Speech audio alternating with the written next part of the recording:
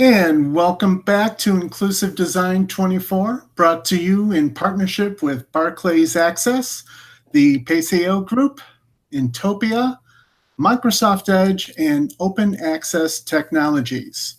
Don't forget, you can subscribe to Inclusive Design 24 on YouTube by visiting youtube.com/inclusivedesign24 and hitting that subscribe button.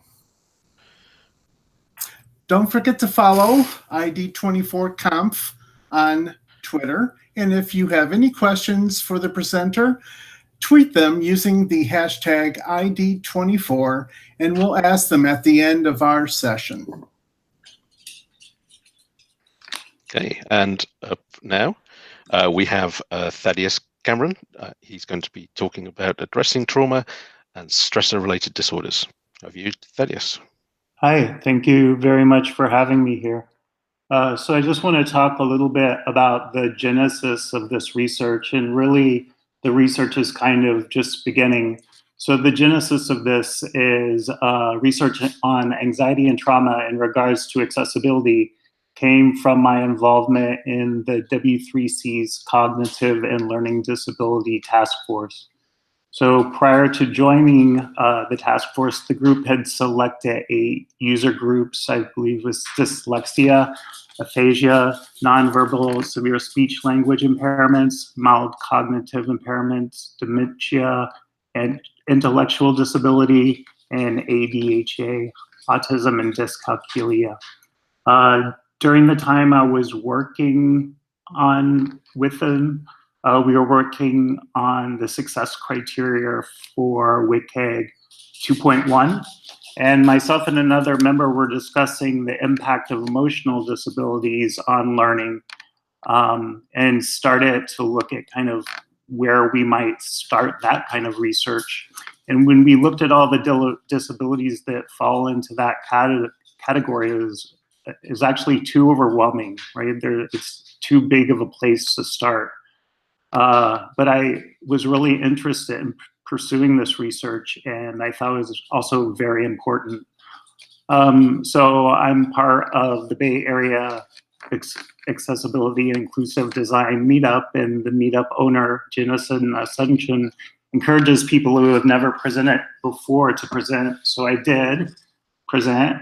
I'm very nervous, and we were right in the middle of working on WCAG 2.1, and I guess it was okay, but it was just too big of a topic. So accessibility and emotional disability, that's a very broad topic.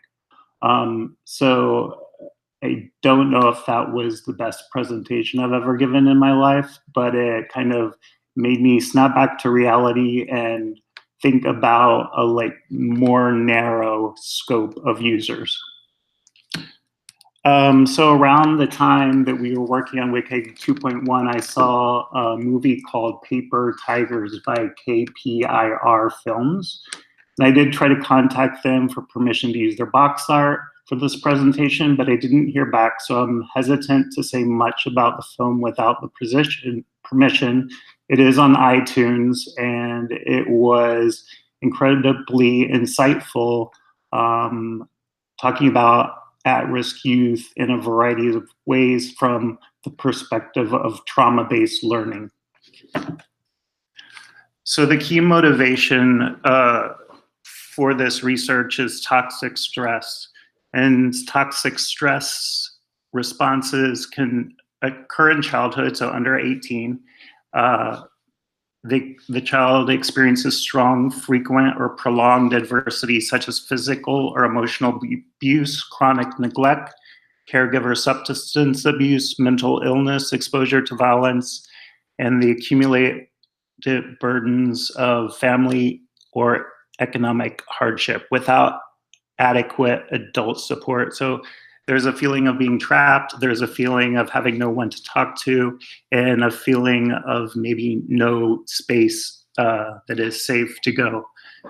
So the toxic stress doesn't just go away after the age of 18. It has long-term effects particularly on learning and e-learning, which is my interest, and other behaviors and health conditions aside from anxiety and trauma. So the foundation of the study with trauma-related education was done by CDC-Kaiser. It's called the ACEs study.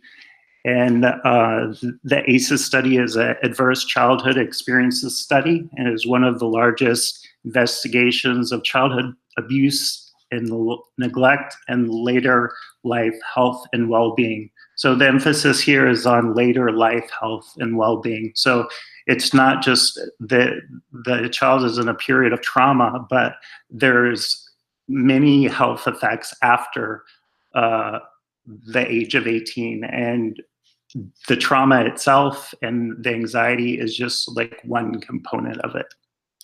So the original ACE study was conducted at Kaiser Permanente from 1995 to 1997 with 2 waves of data collection. So the questionnaires that were used in the ACEs study can be found here. They're pretty long, so I have the URL if anybody is interested in looking at that URL. There were a lot of factors involved in the questions, and there was 2 questionnaires, one for men and one for women. The findings in this sample set, almost 2/3 of study participants reported at least one ACE, which I'll come to what an ACE is a little bit later. So almost 2/3 of study participants reported at least one ACE, and more than 1 in 5 reported 3 or more ACEs. So that's a pretty large number of people responding that they've had these experiences. So the experiences we're talking about are adverse childhood experiences, and they fall into 3 categories. One is abuse, which is physical abuse, emotional abuse, sexual abuse. One is neglect, which is physical neglect, emotional neglect. And the other is household dysfunction, which I believe was the most prominent, and that is household substance abuse, parents treated violently, household mental illness, separation, divorce, incarcerated household member. So some of the test questions some people may not be comfortable with some of the test questions, so I didn't want to link them to the presentation.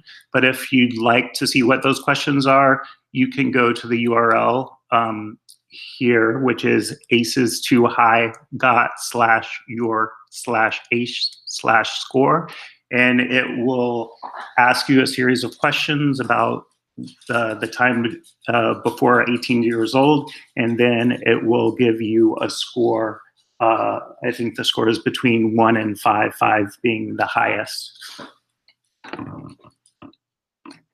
So the relationship between adverse childhood experiences and mental health and adulthood, there's a very strong correlation between the various ACEs and later symptoms of diagnosis of depression, anxiety, and PTSD. There are also a variety of other health concerns associated with the ACEs childhood experiences. However, the topic is on anxiety and trauma-related disorders, so I discluded those. But if you were to go back and look at your ACE score and information about the original ACE test, you can see that it's a very wide range of health concerns that showed up when people were exposed to this kind of adverse childhood trauma. So in terms of a gap analysis in accessibility guidance, there is a lack of explicit guidance and significant research related to stressor-related and anxiety disabilities in the accessibility domain. So when we usually think of the categories of disability and accessibility, we're talking about visual, auditory, motor, and then we have this section called cognitive, where it's kind of like it's not quite clear what that means for a lot of people. So if you go to various websites, everybody kind of has their own definition of what that is. So it's not clear kind of if anxiety and trauma would fit into that. My gut would be it would, but it's kind of a gray area. When we talk about cognitive disability, almost all the sources that we might look at will tell us, this is a varied topic, and there's a lot of different information and a lot of different factors, but there's not a lot of guidance. And so given like this one study, and this is just one study on anxiety and trauma, I think it's important that we kind of maybe step back and look at how important this disability really is. I mean, if you fill out a job application, for example, and you're asked to disclose a disability, it will include things like OCD and PTSD. However, we're not necessarily giving information on how to help users with these disabilities. And there was within the Journal of Medical Internet Research, there's a paper that was published, Barriers and Facilitation Measures Related to People with Mental Disorders When Using the Web. And they did a whole range of emotional disabilities, including trauma and anxiety. So within WCAG 2.1, I did do a search for the word anxiety and the word trauma, and there's nothing comes up, but there are some potential success criteria that could help with users with anxiety. I think it could be important to include these users just to help the kind of stigma that mental health has, especially in the United States. And when we're discluding that from the documentation, I think it just adds to that perception of mental illness as a stigma. So some of the existing success criteria that may be helpful for users with anxiety, and this is certainly not all of them, but some of them. So the captions, so 1.2.2 captions can be very helpful. So users with anxiety may have a sensitivity to sound, especially when they're in the moment of anxiety or having a panic attack. And in order to calm down, a therapist might not a therapist, I should say, might recommend, some breathing exercises or to watch a movie or something. However, the sound might trigger more anxiety. So watching the movie at a low sound level with the captions on can really help kind of ease anxiety for somebody that is suffering from extreme anxiety. Success criteria 1.3.5, identify input purpose. So users with anxiety often have a lot of fear and guilt around making mistakes. Guilt is a very common symptom of anxiety and trauma. And so even when a small mistake is made, it really kind of can blow up if a person has been through significant trauma, and feelings of guilt can really start to come in. So when input fields are explicitly labeled without ambiguity and users feel more in control of what they're doing, there's a real benefit to the users that have this kind of fear and guilt around making mistakes. Similarly, error identification. I think we would have to be careful around what kind of errors, as that errors aren't alarming the user, but just knowing gently and telling the user that, hey, there's an error here, but it's okay, you can fix that error.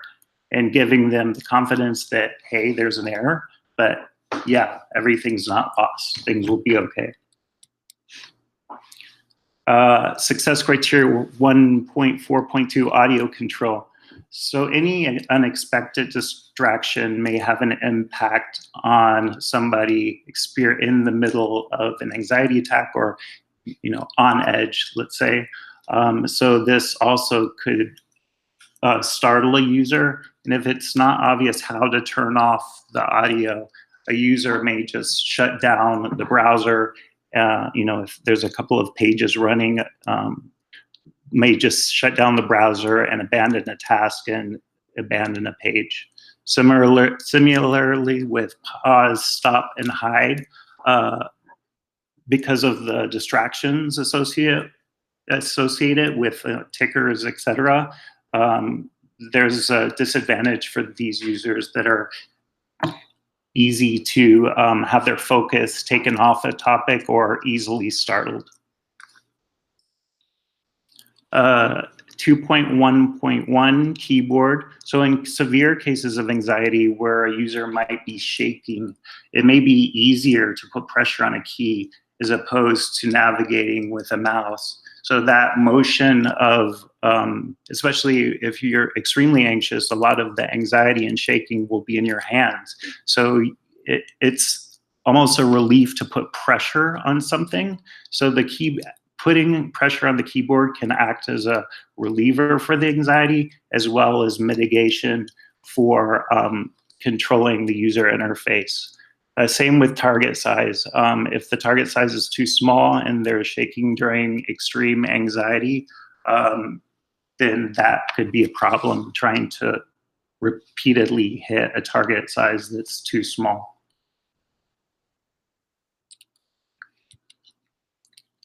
Timing adjustable is a big one for anyone that has to complete an action in a limited amount of time.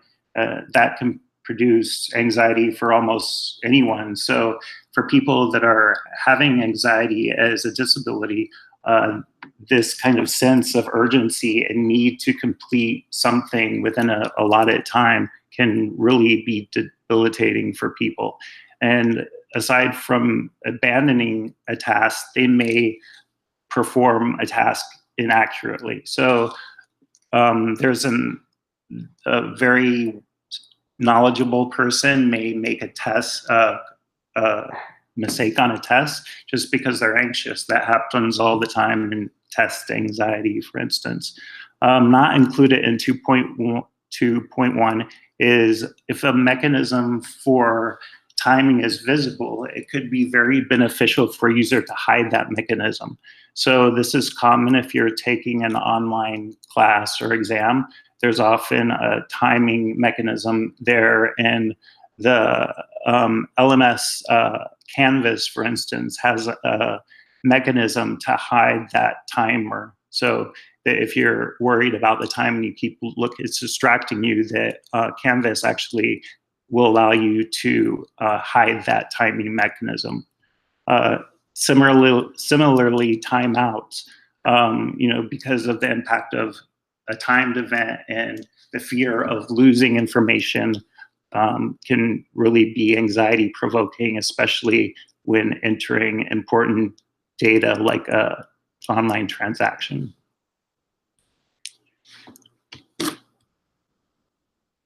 Consistent navigation. So in general, anything that's a consistent pattern can be really beneficial to someone with anxiety, even outside the context of a user interface. So things that are familiar can be very comforting and also help a user feel less anxious. When a user feels disoriented, both in a user interface and possibly in real life, there may be an upswing in anxiety. Similarly, for consistent identification, this is very relevant because of the benefit of familiar patterns. So moving forward, as a participant of the personalization task force of the W3C, I hope to bring some additional visibility to anxiety and trauma disorders. I have an open issue for trigger warnings. So a use case for this would be active shooter is usually required training in the workplace, and oftentimes there will be reenactment of an active shooter situation. That's not always the best thing for somebody who's experienced a similar trauma or even a different trauma to see. So having a trigger warning up on the screen that says this content may have some inappropriate or be harmful for some users is really important. And I think that's something that we're really familiar with on TV and in the media. And I wouldn't see it being too hard to put into something like WCAG. Again, as I said in the beginning, this is kind of ongoing research. I'm just at the beginning phases of doing this research. In some sense, I'm using myself as a test subject because there's some ethical considerations on exposing people to trauma. So I'm trying to move forward with this research, and if anybody wants to get in touch with me and is interested in this kind of research, I'd love to hear from you.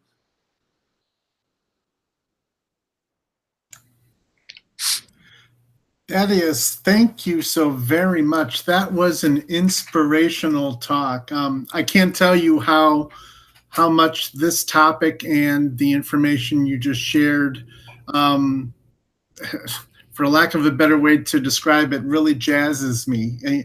Invisible disabilities can be some of the most challenging to address and to get addressed in our digital work. Ian, are there any questions?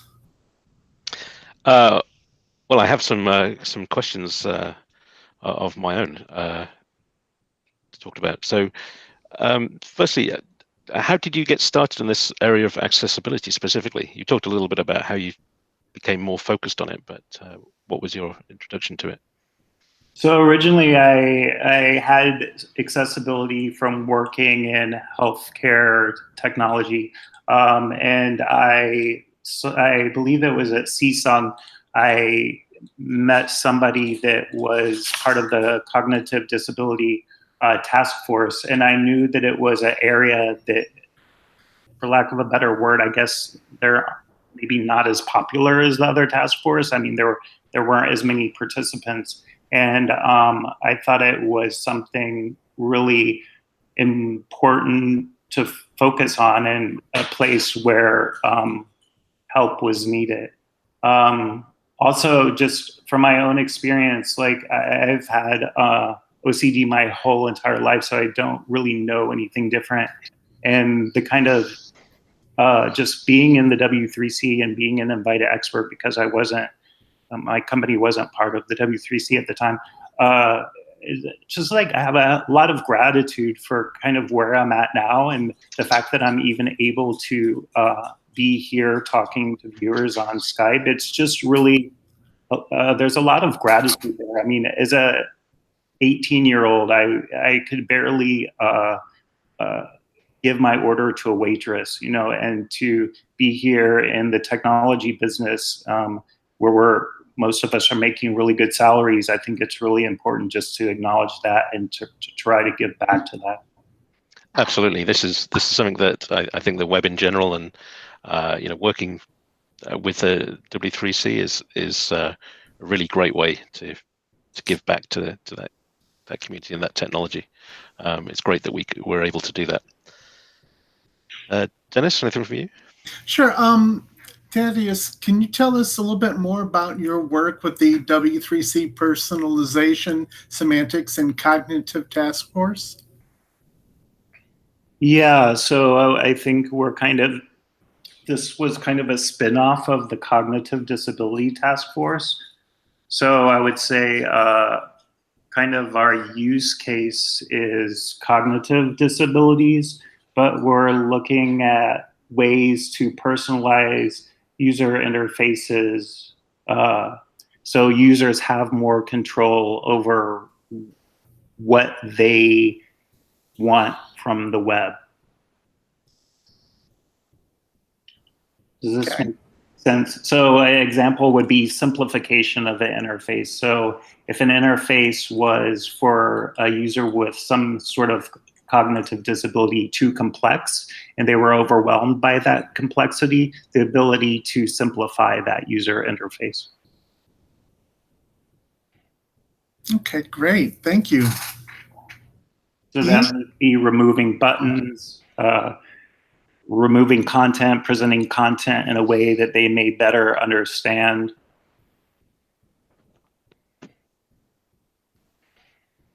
Okay, so I've got a bit of a potentially a big question. So I'm not sure how easy it is to answer on the session, but do you have any methods you could suggest to encourage organizations to give control to the user when building and designing sites and applications? That's something we're trying to address in the personalization task force. So if you go to the personalization task force page, there is a variety of mechanisms that we're thinking of implementing, but we have not decided on a method of implementation. Okay, and if you could tell a designer or developer one or two things to take the anxiety out of using a website or application, this could be based on research or your personal experience, whatever, what would that advice be?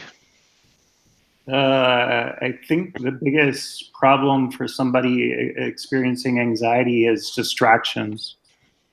So keeping the content simple, no sudden changes. I think distractions are a big thing for many users with a variety of cognitive disabilities. So does that mean sort of limiting movement, things like that, or perhaps reducing the amount of content that's displayed at any one time? Yeah, so I mean, animations, for instance, I mean, they're beautiful, but they're not always maybe the best for focus. Anything that kind of pops up, I think we're seeing a renaissance of the pop-up, particularly in surveys. I'm not sure that that's always the best thing for users with cognitive disabilities. Okay. So Dennis, have you got anything else? Nothing else from my end. Okay. Well, great. So thank you, Thaddeus, once again for a wonderful presentation. If you liked this session, hit that like button, and don't forget that you can subscribe to youtube.com/inclusivedesign24 for future notifications. A reminder that Inclusive Design 24 is brought to you in partnership with Barclays Access, the PACEO Group, Intopia, Microsoft Edge, and Open Access Technologies, and with thanks to our sponsors, DQ Systems. Inclusive Design will be back on the hour with Sarah Pullis and Andrew Ark and their talk using cognitive walkthroughs to better review designs for accessibility. See you back here in just a few minutes.